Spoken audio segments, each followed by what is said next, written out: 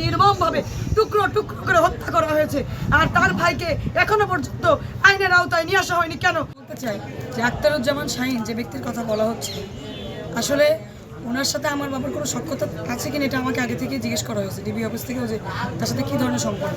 একটা সময় আমার বাবা ছিল কাউন্সিলর। আমার বাবা তখন এই কালীগঞ্জের প্রত্যেকটা মানুষ জানে যে আমার বাবা খুব ভালো ফুটবল ক্রিকেট খেলতো। সে মাগুরা, নড়াইল বিভিন্ন জায়গায় সে খেলতেও যেত। ঢাকায়ও সে অনেকবার খেলা করতে গেছে। আমরা যেটা জানি যে সেও কোটচাঁদপুর থেকে এখানে আসতো ক্রিকেট খেলতে, ফুটবল খেলতে। ওই সময় খেলা কেন্দ্রিক একটা সম্পর্ক ছিল যে বন্ধু আর কি, ক্রিকেট খেলতে ফুটবল খেলতে মাঝে মাঝে প্রত্যেকে এখানে আসতো। এটাই তার সাথে সম্পর্ক। তাছাড়া ব্যবসা বাণিজ্য এই টাইপের তার সাথে কোনো সম্পর্ক আছে বলে আমার জানা নেই। যদি থাকতো সম্পর্ক তাহলে আমি বলেই দিতাম।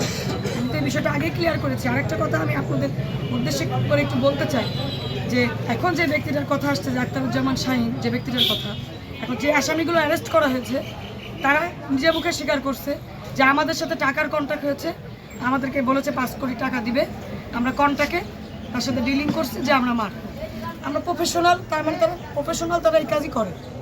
তারা এই কেন মারছে, কি করছে, কেন করতে হবে এই বিষয় সম্পর্কে তাদের কোনো আইডিয়া নেই। তারা কোনো কিছু জানেই না। তারা স্পষ্ট স্বীকার করছে যে আমরা জানি না, আমরা টাকা দিছে, আমরা কাজ করছি। কে টাকা দিছে, কে করতে বলছে? আখতারুজ্জামান শাহীন বলছে আমাদেরকে করতে। তাদের বক্তব্য এটা। এখন আমার বক্তব্য হচ্ছে যে আসামিরা যদি এই ধরনের বক্তব্য দিয়ে থাকে তাহলে আমাদের সবার আগে উচিত কি, যেটা আইনের ভাষায় উচিত, যে আখতারুজ্জামান শাহীন যার কথা আসছে মূল পরিকল্পনাকারী, তাকে অ্যারেস্ট করা, তাকে আইনের আওতায় নিয়ে আসার পর তার কাছে জিজ্ঞাসাবাদ করা হোক। জিজ্ঞাসাবাদ করার পরে আমি তো বলেছি আগে যে সুষ্ঠু তদন্ত করা হোক, তার স্বীকারোক্তি নেওয়া হোক, সে কেন করছে। সেটা কি রাজনৈতিক ইস্যু, সেটা কি ব্যবসায়িক ইস্যু, যেটাই হোক সুষ্ঠু তদন্ত করা হোক, তার মুখের কথা নিয়ে হোক। তারপরে আপনারা নিউজ করেন, আপনারা তদন্ত করেন।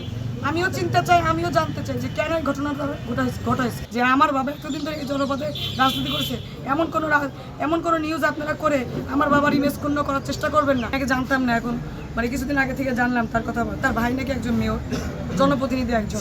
একে জিজ্ঞেস করেন যে তার ভাই কেন এরকম করলো। আমি প্রশাসনকে আহ্বান করব যে তাকে আইনের আওতায় নিয়ে আসা হোক এবং তাকে জিজ্ঞাসাবাদ করা হোক তার ভাই কেন এত বড় পাপ কাজের সাথে লিপ্ত।